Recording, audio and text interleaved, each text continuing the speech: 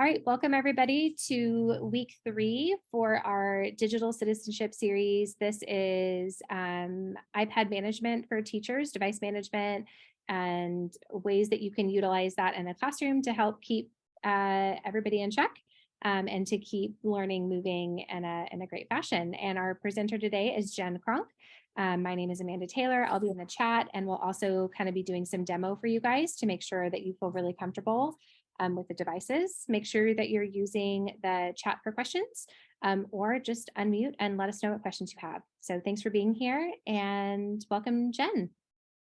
Thank you so much. Hi, everybody. Thank you so much for joining us. Amanda, can you just confirm that you can see my front screen? Yep, good to go. Great. So welcome to iPad and Digital Classroom Management. And my name is Jennifer Kronk. I should probably get into a little bit about me and what I do. So I'm a professional developer. I have had the honor of teaching every grade in some capacity, usually when it comes to technology, from kindergarten through 12th grade. I'm also the mother of a high schooler and a middle school student.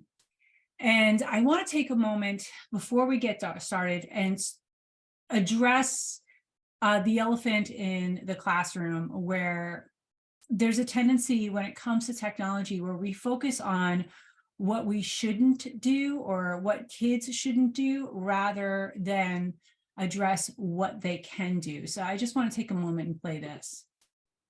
Far too often, digital citizenship is taught in a negative way. Here's the list of things not to do online.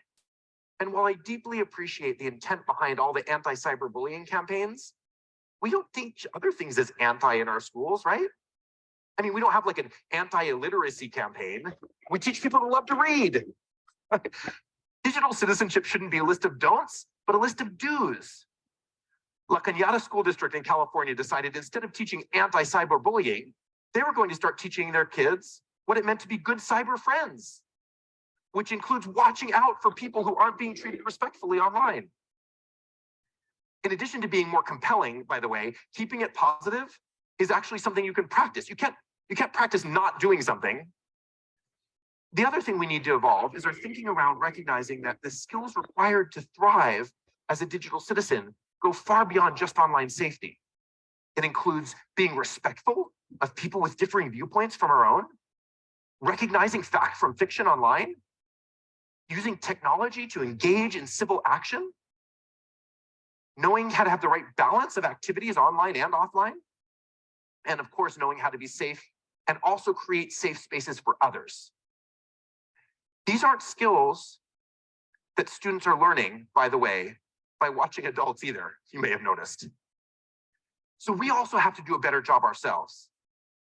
Last year in Chicago, we challenged you to commit to doing at least one thing differently to teach digital citizenship in a positive, broader way. And we asked you to share your stories. We got so many stories. I wish I could take the time to share all of them with you, but let me just give one or two quick examples.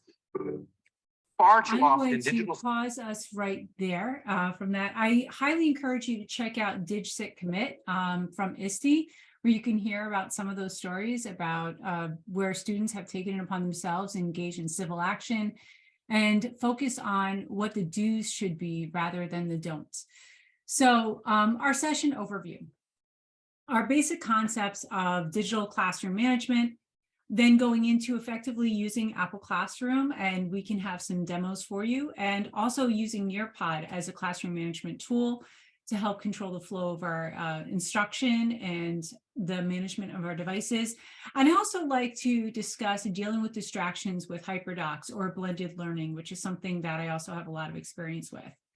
And all of them boil down to the same basic topic, which I'll get to in a bit, is just controlling some of the flow of information in your classroom. Now, I'm just going to adjust my screen a little bit here. Something that I also like to highly encourage, there's some books that I think that would be very, very helpful in this. We have Digital Classroom Management by Heather Dowd. I also really like the Cult of Pedagogy podcast by Jennifer Gonzalez. And she actually has a great episode on 10 things you're doing to sabotage your classroom management. But I also think it's really pertinent to add in another text that I think is really changing the way that educators and parents are looking at technology, and that is Behind Their Screens. Behind Their Screens and The New Childhood are probably my two favorite books that deal with the changing face of technology and how students are interacting with technology. So Behind Their Screens, I highly recommend it. If you have the opportunity, please read that book. It's great for a professional read. That's what we did in my building. And it's really a profound book. So welcome to my world. I was a classroom teacher. I taught coding, and I'm also a professional developer. And I had a purely digital classroom with iPads. There was very little to no analog materials in my classroom unless a student wanted to work things out on a whiteboard or sketch things out on paper, which is fine with me. But I controlled my classroom digitally. And I needed to be able to control what links they were going to. There really wasn't any free exploration. Everything they went to, I controlled. So what you're looking at is actually a method of teaching called a LATTE method, and it's learner active technology infused classrooms. And basically what it is an activity list. And I like to think of it as a baseline hyperdoc in a way. And what that really is it's a document that has the whole path of learning predetermined. And you can see that this is actually giving them a week at a glance on the very top, and then the activity list is below. So I've been trying to control my students' path of learning for a long time, and this is just the most recent iteration, which I was using up to last year. So some basic concepts of digital classroom management. And these, really comes down to just sound classroom management. And sometimes as educators, we just need these refreshers. It's just a natural thing. So just jumping right into it. No downtime with an open device. Transition activities are extremely important. And we all know that when you have students coming into the classroom, there's a distinct difference in the feel of the class when there is not a transition activity waiting for them, when there's not a clear path of direction waiting for them. It's a lot harder to get them to get into the learning mindset when they're not immediately coming in with something to do. So that's the very first thing that I strongly suggest is have a question of the day or a lock of the day, for example, to help. Question of the day, you can find an entire list from the author of the book, Shift This. It's all about shifting classroom culture. And she has an entire web page full of questions of the day. And I also love using Breakout EDU, and I used Breakout EDU with my students, and I used a lock of the day every day, which is basically a puzzler. They would have to solve a puzzle as soon as they would come in.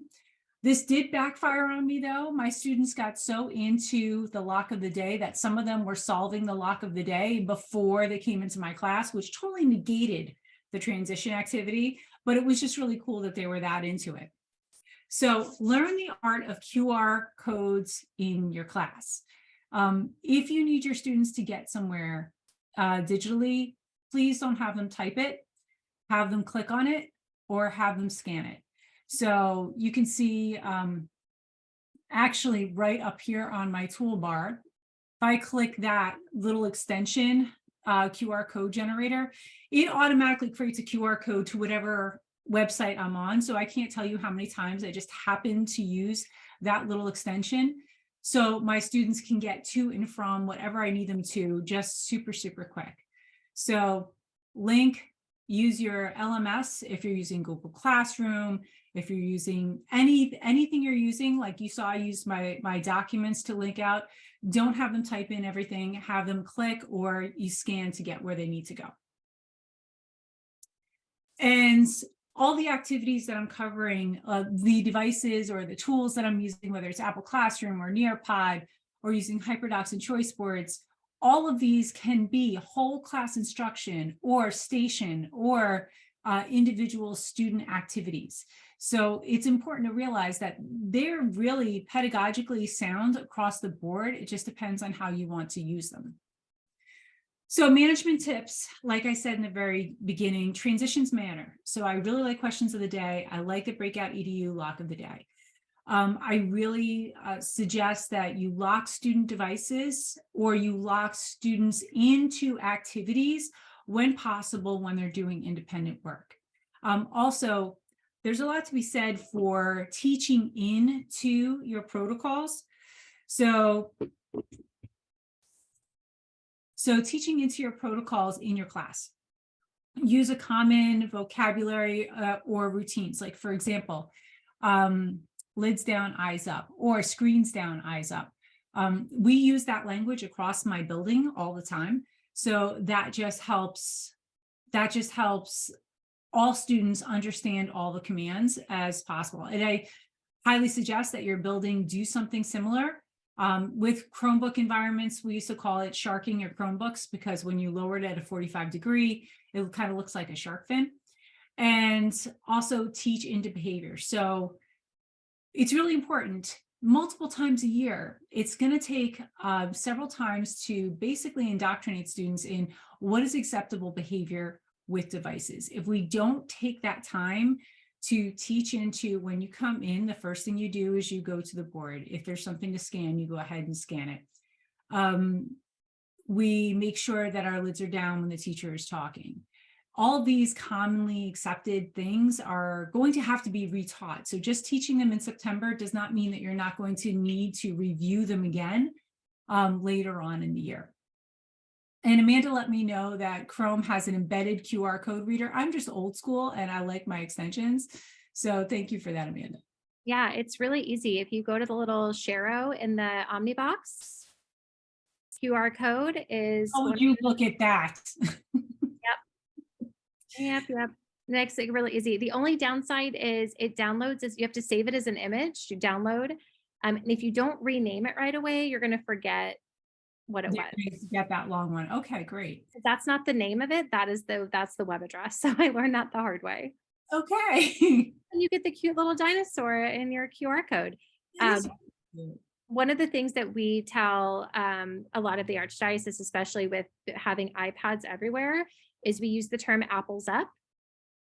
I like it. Because the screen is down, the apples are up. And I tell them it's very similar to if I'm out at dinner with you and I need my phone close, but like I don't want it to be distracting. I'll put my phone face down. My apples are always up. And that just shows intent to listen, but it's still available.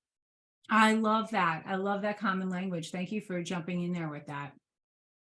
We've had a lot of success in my building with screens down, eyes up, but I like apples up. That's neat. You can't see our apples because they're in cases. All right, so Apple Classroom. One of the things I did not mention when I was talking about using my activity list is my classroom was very much station-based or activity-based. So I literally have my iPad in my hand. I would drive the lesson primarily from my laptop. So my laptop would be on my main display. But as I'm going around to groups, my iPad is in my hand as I'm circulating. So I am checking on my students as I'm going around the classroom. And I'm going to go into some of those exact strategies and how I've set up my Apple Classroom. And I know Amanda's going to interject some stuff that she also has that's specific to your environment. So we have, when you're using Apple Classroom, actually, I think I'm just going to go straight into the demo, if you don't mind, Amanda. No, I think that's a good idea. And then we can show them how to roster. Yeah, I think that's a great idea. Okay, let me just get into here and let me unshare what I'm doing right now, and I'll share from here. Okay, do we see? Yes, there we go. So you're looking at my classroom. So when you first go to Apple Classroom, Amanda, they're not going to see any of this right away, correct? No, they're going to see a prompt to create their class if they haven't already tried that before. Right. And the first thing that happens when you create your class, it's going to ask you to first give yourself a name. So you always start off with a teacher name. And then it'll bring you into something that looks similar. Let me end this class right here. So it'll look something similar to this, except not as populated. So you'll see that I have all my classes already populated. What you'll do from that point is you'll hit the plus sign in the upper right-hand side, and that's what I just did. You would give your class a name. You would select your location. And then you would select any type of icon that you wanted to represent your class. And for example, a color, and then you would press done. The next screen you'll see is the option to invite students. This has to be done synchronously. The code will change every single time you hit invite. So you want to do this in one sitting. Don't just write the code on the board. Your students won't be able to add unless you currently have this invite screen up. So you'll put this up on the board so they can see it, and then your students will navigate to settings on their device. They don't actually need the Apple Classroom app. They'll go to settings, and then under the settings menu, right underneath Wi-Fi is where they will find the classroom section, and then they'll be able to add their name, information, and the code. And then after everybody's good to go, you'll hit add. Fantastic. Okay, so going back to, I'm just going to walk you through some of the action buttons that we use. And also, yeah, I just want to take a look at this. All right, so very quickly. I click on the 3 buttons at the top to end my class at all times. Whenever you want to get back to the main menu of Apple Classroom, you just need to end class. And here we are at our view. On the top left-hand corner, this is where I show my menu of classes or agendas. We're not really going to be getting into agendas too much today, but they are a very cool option. And I'm going to go into this keystone looks like in one of my classes. So you'll see that I can toggle between towards the top right, I can toggle between student icons, which will also let me know what my students' apps are that they're using. So the app itself will show up in this display, or I can toggle to the squares. When this is actually going to be their screens. This is the one that is the most useful for me, and this is the one that I've used most often when I was walking around my classroom, monitoring my students and helping other groups. So you can pinch in, you can pinch out your students' screens, but I also think that sometimes when you have a very full populated classroom, one of the rubs about Apple Classroom for me that I'm not a fan of is that it alphabetizes everybody's names by first name. And so sometimes that's not going to be that helpful for me. And let's say if I have Asher and Yulin all in the same class, and they're at the same group, but they're at polar opposite ends of the class. So I have to scroll through their screens. If I see something that's happening over in group 1 over there and they're in group 1, it doesn't help me if I have to go scrolling around trying to find them. So what you'll see that I've done is I've created groups over here on the left-hand side. So you'll see I have table 1, I have table 2, I might have a 2 watch group. And the students that, sometimes you have a thing that might get off task that you want to keep more of a watchful eye on. So I'll create a group specifically for them. So the way you create a group is super easy. I'm just going to click onto all students at the top. And now that I see all my students, I click on the new group option that's all the way at the very bottom on the left-hand side. And it asks me for a name of my new group. So let's say this is table 3. And press OK. And here I can select what students I want to be part of table 3. So I just simply click on names. I press done, and then I have tables 1, 2, and 3.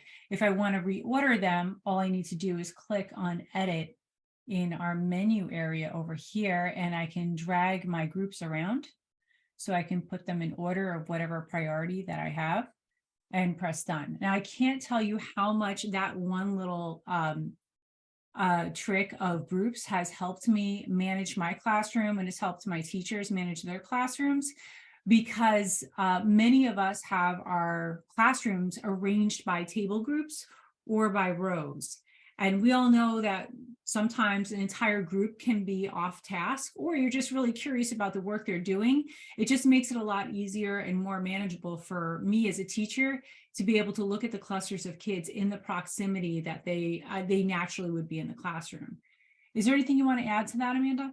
I was actually reading, I don't know if Agendas is available right now for us because we don't use managed Apple IDs. Oh, okay. Okay. So then that's perfect.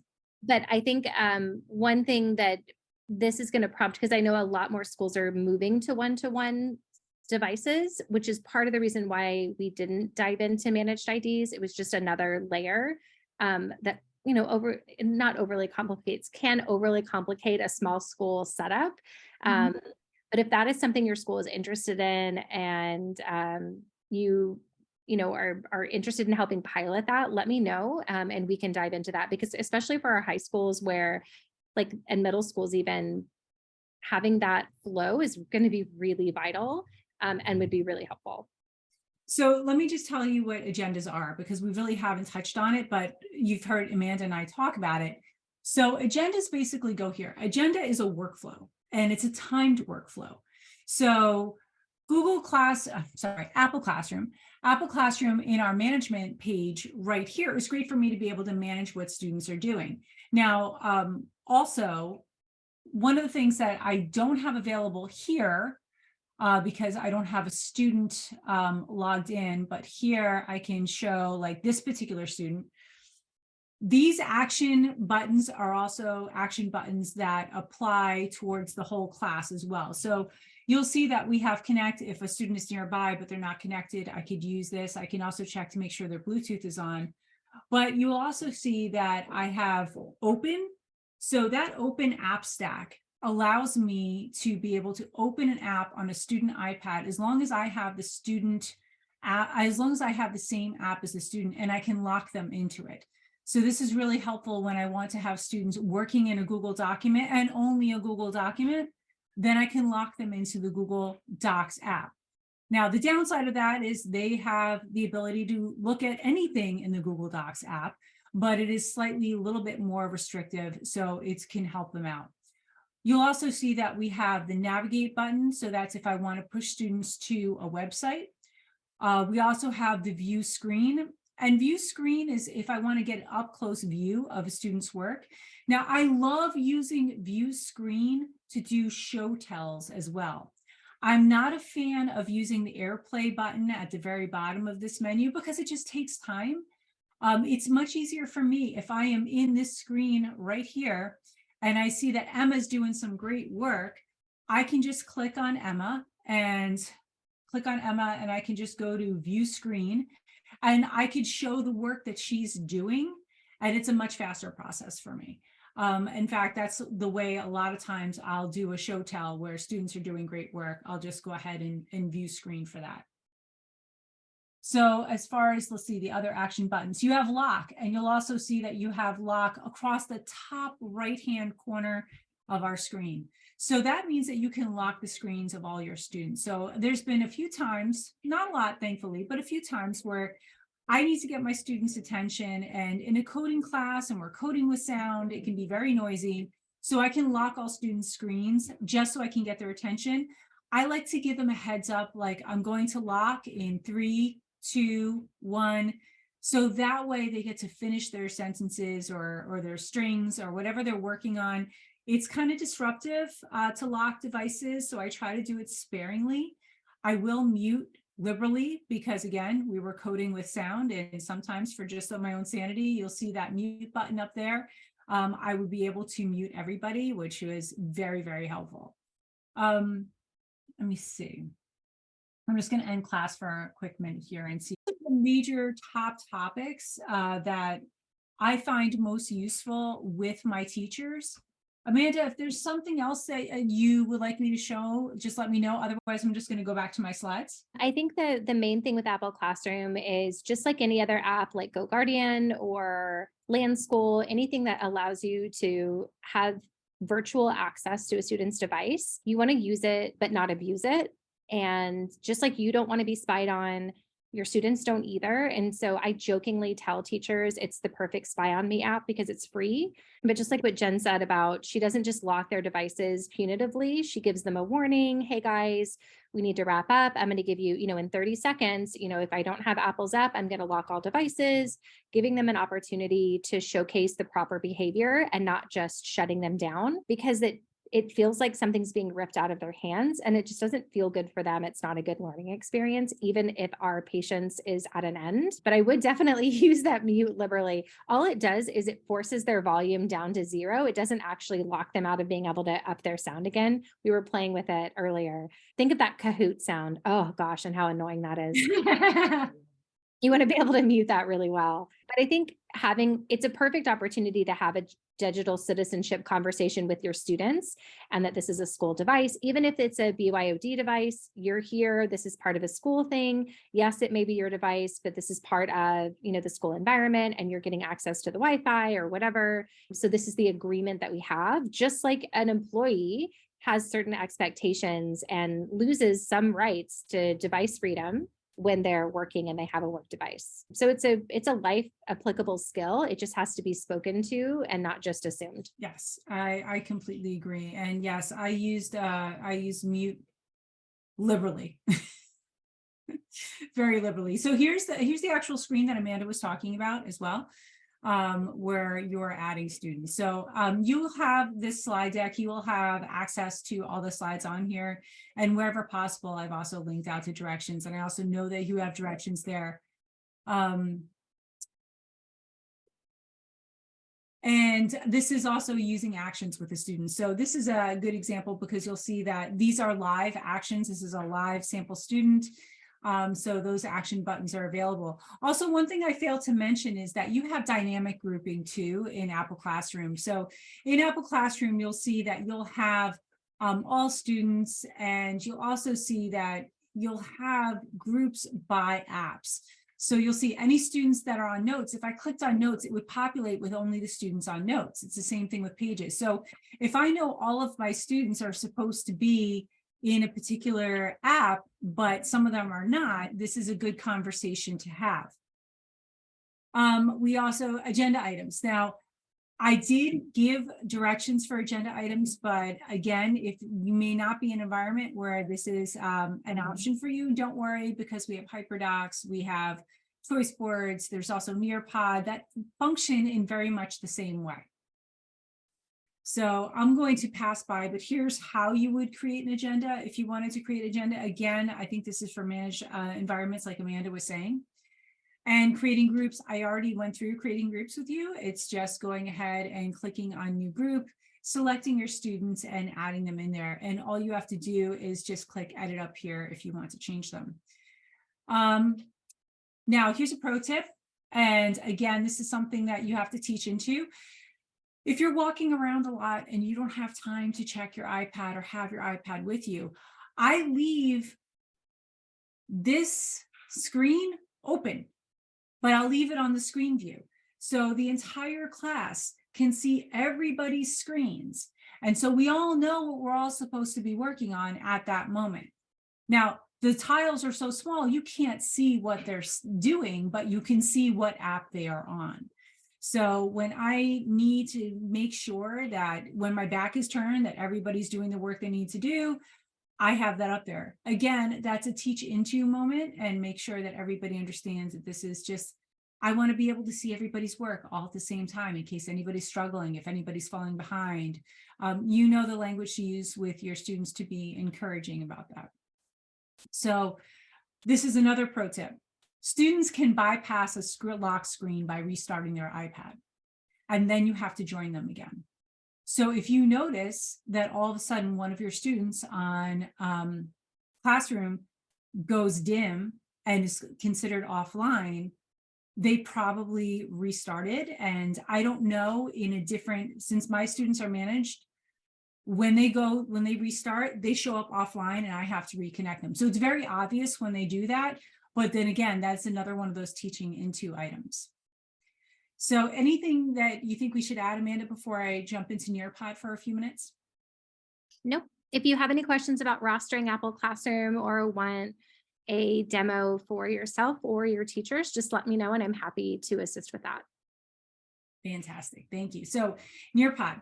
Nearpod is another way that you can control your screens. Now, I realize that not all teachers that are watching this are in an iPad environment. Perhaps you have Chromebooks.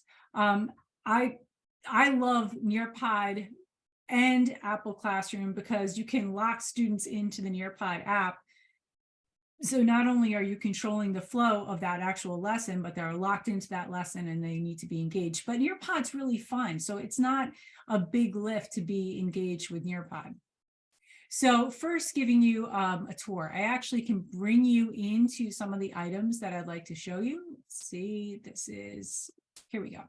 So this is my Nearpod dashboard, and we have a paid version of Nearpod.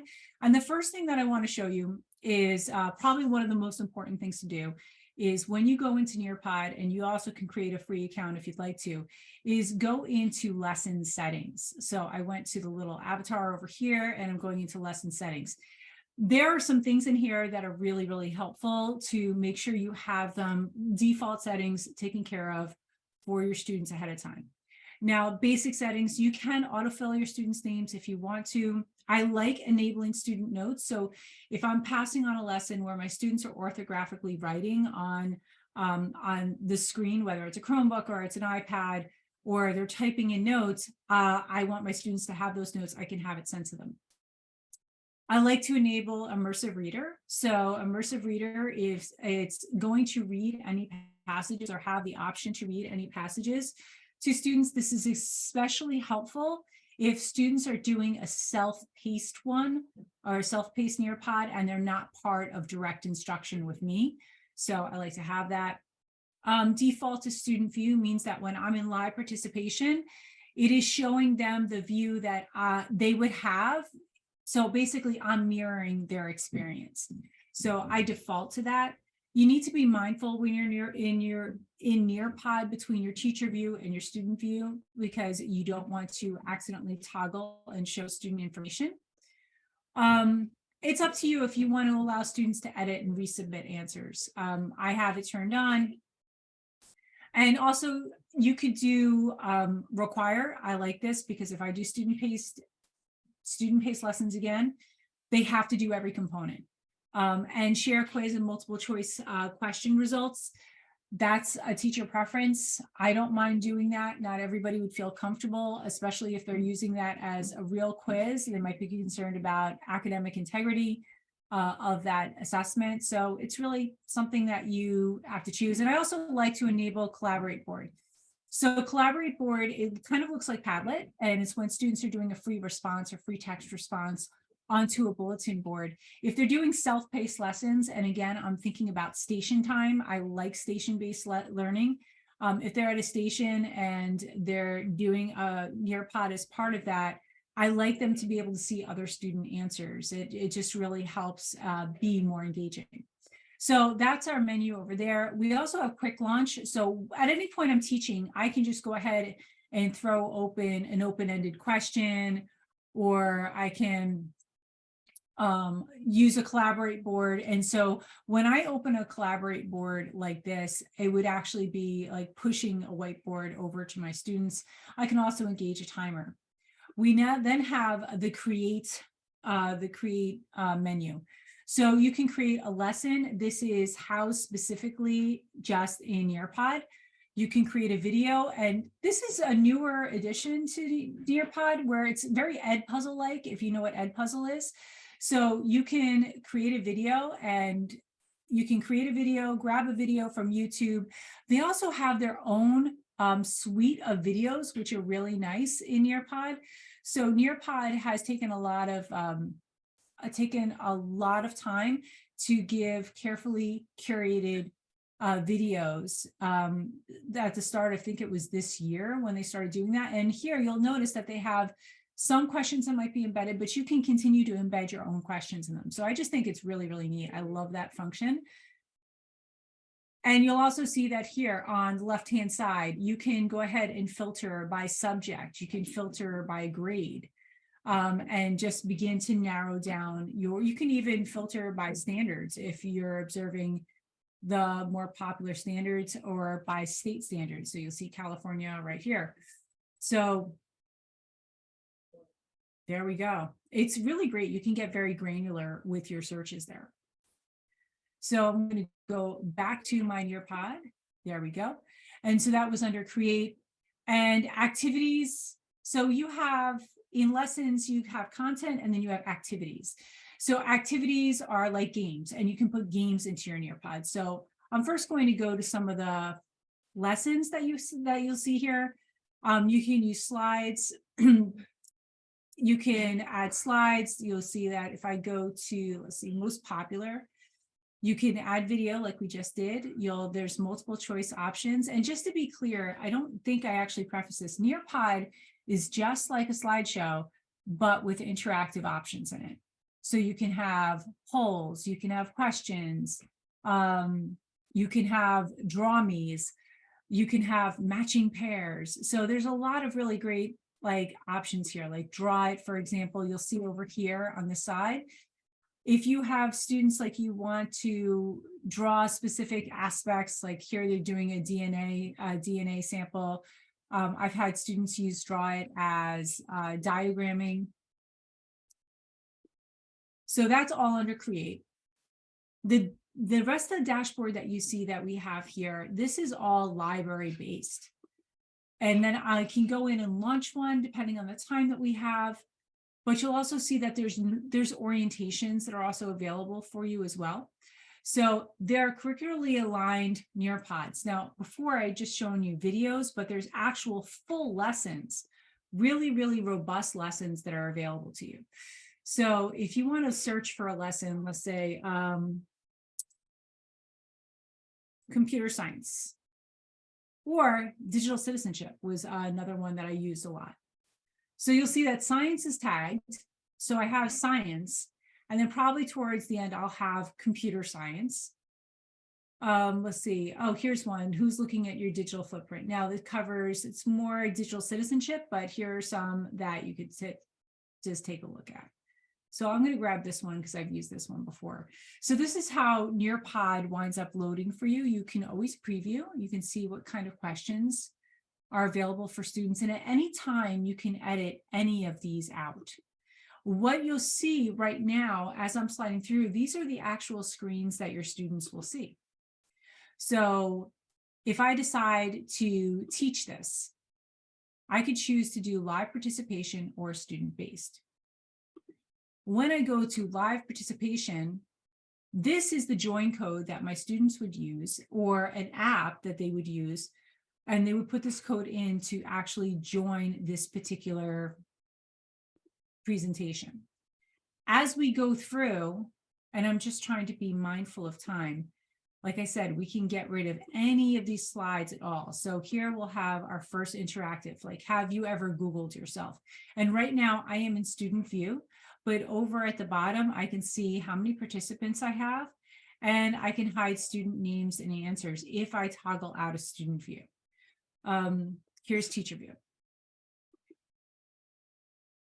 And as I'm moving along here, as you see, like I am pushing my arrows and I'm advancing the slides, it's doing that on the student devices as well. So if I was still in Apple Classroom right now and I decided to lock my students into Nearpod, they have no choice but to follow the pace of this lesson. Now, we don't have to do that, especially if we're doing a station activity. This can just simply be linked.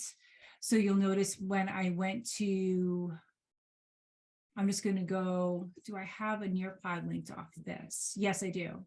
So for example, I would just have my students go to their Nearpod and join this, and that would be their self-paced lesson. So I'm going to go back to the Nearpod menu.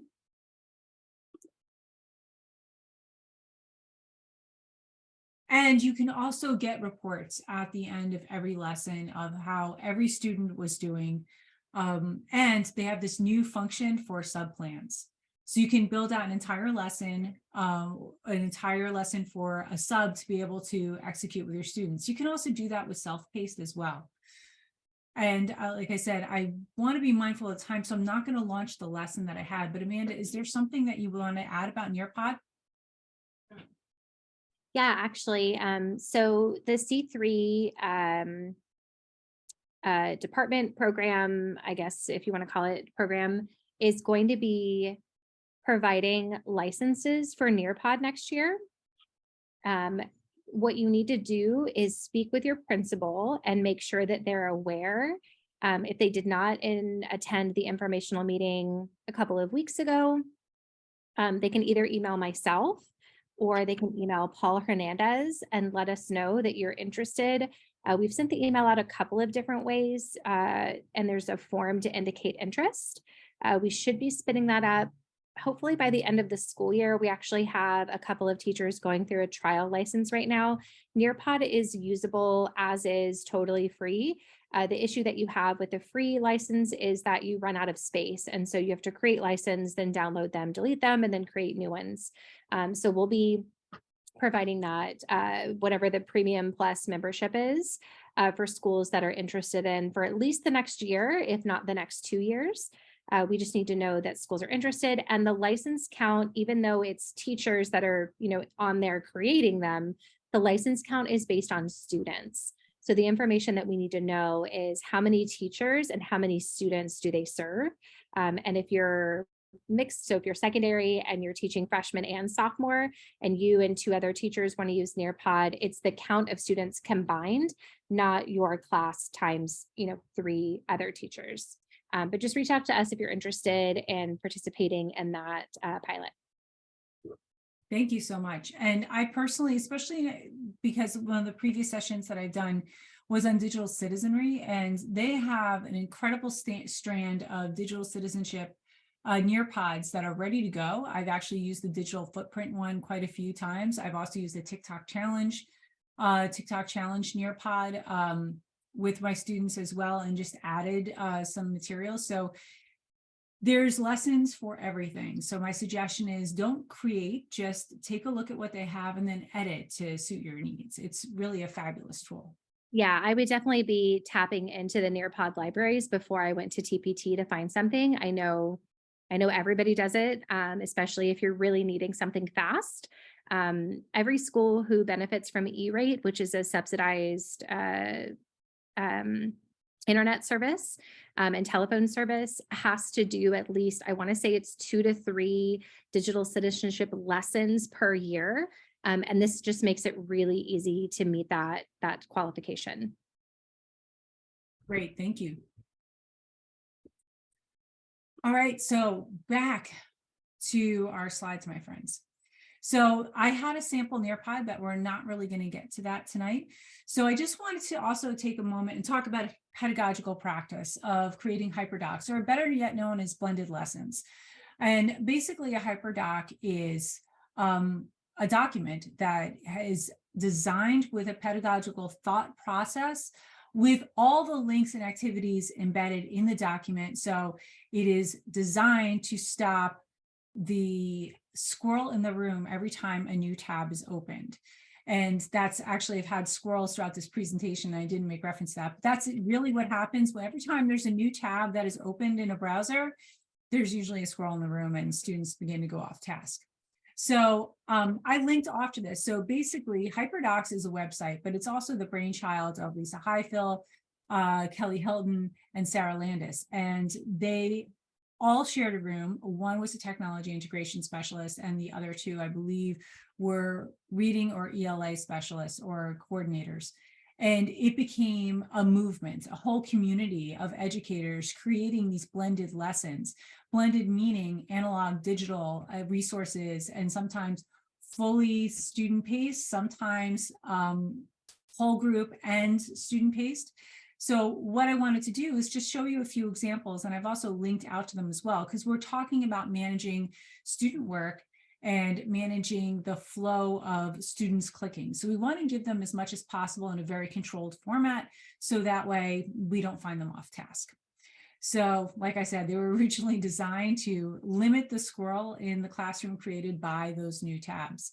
So here, I want to just quickly, for a very simple definition, a hyperdoc is a linear document. Basically, it has a beginning and it has an end, and there's usually evaluative pieces either at the end or throughout. So for example, we have this water cycle hyperdocument right here, and I've linked out to it. This is not mine. This is one that I found on the Hyperdoc website that I've linked out. So you'll see that the person who created this has a number of interactive pieces where students can put in work. There's water cycle songs, vocabulary slides, there's more videos, and every so often you're going to see that there's a space for the student to do something. So something like this looks more like a unit than a lesson. This is definitely a multi-day lesson if it's just a lesson. There are some full-on units, and you'll see there's a lot of interactive pieces that go to this as well. Now, looking at this, sometimes teachers will think, well, am I supposed to go in here and grade all those student action pieces? I tell my teachers not to. I tell my teachers, pick one part of a hyperdocument that you're going to grade. You can scan, but grade just one piece just to manage your workflow. Otherwise, it can be very cumbersome, and you want to think about the most important part of it. So like here, you see that a teacher brought worked a quiz into this piece, drag the star over the correct answer. So this is a really nice hyperdocument that is linear, has evaluative pieces in it. All parts of it are required. Those are usually the standards of a hyperdoc as far as like how I've been using them. Now, another thing that you can do is create explore boards. This one I did create. An explore board, we're controlling what students do, but an explore board, this particular one on the book chains, has poems, biographies, games, letters, timelines. There's no evaluative piece. This is specifically designed for kids to explore for 10 to 15 minutes before we start that book. And then it can be used throughout the book to still continue to generate context, but this is not something that's evaluative, but this is something to help give prior knowledge. There's another explore board that I created based on night. And this one is a little bit more interesting where it has biographies, but we also have radio programs of World War II, interactive maps, virtual tours, and much more. And again, this is all about controlled exploration. There's so much to do in here. There's no desire or need to open up a multitude of other things. And a choice board, this one is kind of hard to see, but this choice board, and I know it's the same format, and I have another choice board that I could show you. You'll see that there's some symbols here. So students had to make points. In this one, they have to make 25 points, and they can choose whatever activities they want to make those 25 points. Here we gave them little symbols, like if there's a book, that means they have to read something. If there's a hand, that means there's some type of student activity for them to do. Some students will immediately go to the hands because they're not big on reading PDFs, but they would like more active activities. If there's an ear, it's something that they have to listen to. If there's a camera, that's a video that they need, that they can choose to watch. So a choice board has requirements. There is stuff to do, but they get to choose how they want to go about doing that. This one is not mine, but this is another way, again, that you can control the clicks. You can see that while it may not be as decorative, this has some really, really nice organization. So you can see that everything is linked out. There is a point count. These students need to make 40 points. It is up to them how they make those 40 points. And everything is linked out again. So that way we are controlling the path of what students are doing. And I know I kind of blew through those quickly. So Amanda, if there's anything you want to add on those, feel free. I think your point in the beginning about controlling free time is probably one of the best things that we can do to manage misbehavior in the classroom when it comes to technology. And you kind of have to think about it if you gave your students something new that was manipulative, like kindergartners having scissors for the first time. If you're not giving them a structured activity, they're going to use it for nefarious purposes. Technology is not any different. Students only know how to use technology for entertainment. They don't know you have to teach them how to use it for education. And this really gives them choice. It gives them voice, all of the things that we're asking that we want to be best practices. but they're still getting work done. Choice boards make my heart so happy. As that student that always wants to pick like the most random one that nobody else wants to do, like that's me. I did a college class recently and you had a choice of either writing a 400-word comment prompt or doing a 30-second video. Dude, I can produce a 30-second video way faster than I can write 400 words. So I did, and I was the only one in the class that ever did the videos, and that was fine. But you're really teaching to those kids, and they may be wary at first, or they may be confused at first, but they get over it and they really get into it. I completely agree. And again, it's teaching into that process. Like, presenting students with a big choice board might not be exactly where we start, but we might start with like 3 choices. And then just build from there. And I also, by the way, always choose the video option, 100%.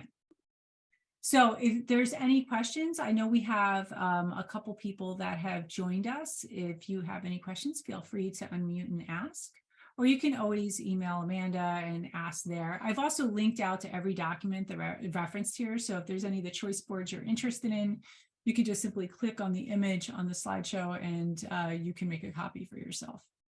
Yeah, and we'll be sharing the recording and the resources as well to anybody that registered, and also to everybody we sent the initial email to. One thing I did, can you go back to your choice board for just a second, Jen? Which one would you like? This one? That one's fine. One thing that we would do back in the beginning when I first started doing choice boards and teaching that in professional development, because more than likely you're giving this out in either Google Classroom or whatever, I would always have the instruction where the student was telling me what they were doing, or either selecting what they wanted to do or telling me that they were finished by coloring the box in a specific color. That really helped me as I was walking around the room to see kind of where students were in the process.